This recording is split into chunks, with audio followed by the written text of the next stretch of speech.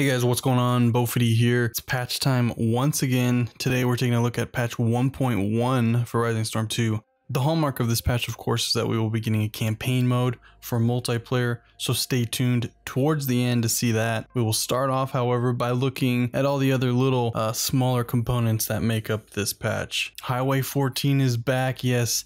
Ziga Vertov's second place winner map of the round 1 of the custom map contest finally makes its official debut. It features a large number of objectives out of any of the official maps, going all the way up to M, as in Mike. Most of these objectives, however, are fairly small and spread out, so there's only a few that are really capable of being held for any significant amount of time. I haven't played the original back in the day. I'll say I don't really see too much of a difference on the surface of this map. I'd say most of it was just tripwire polishing up some things, making it so you can't climb on certain rocks and things like that. It's a good mixture of some urban fighting as well as a good amount of jungle combat. I can't really speak to the balance of this map, as when we tested it, the server had at most maybe 30 players, but I will say that it was enjoyable to have something new to play with for sure. They also optimized a lot of the other official maps with tweaks to reinforcements to try and better the balance across the board, since all of those official maps basically will be used in campaign mode.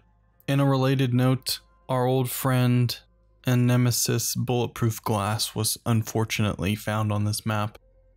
I tried to penetrate it with my pistol, and I even brought out the Mosin, which normally shoots through walls, but it was unable to penetrate this glass. So Tripwire, if you're watching this, get this glass out of the game.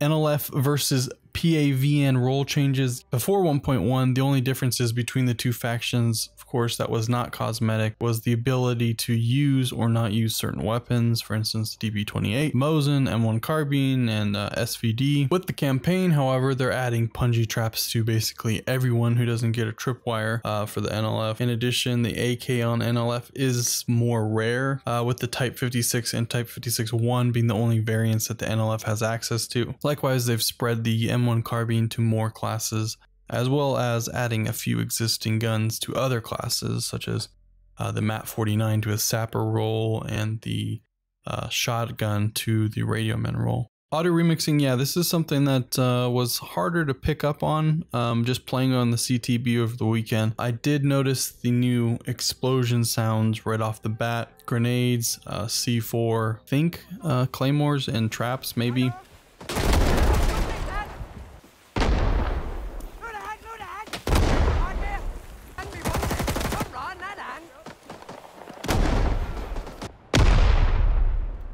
Footsteps do seem louder, but I really only noticed this on my own character and friendlies. We are taking Juliet. The Spooky, however, does have its own new sound when it crashes. It's pretty cool. You can have a listen to that.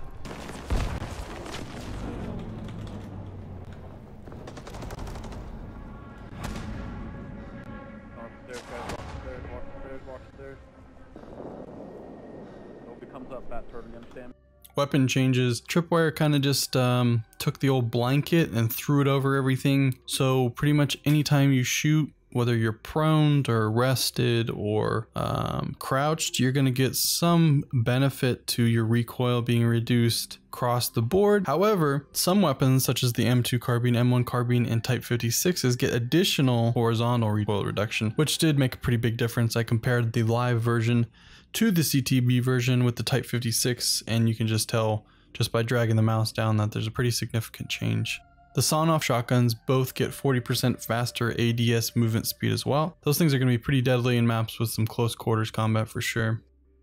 Quality of life improvements. The volume slider for headshot sounds in first person. Yeah, this was controversial when they added it. I just got used to it, so I didn't really care. Yeah, I guess it's a way of appeasing everybody. They can either play it with it on or play with it off. Either way, you get shot in the head, so it doesn't really matter. They added a little notification box for double XP, which is cool, I guess. Commanders get a cooldown bar, which is just a visual representation of the cooldown that was already in place. My only understanding of why they would do this is that different maps have different numbers of uses per ability.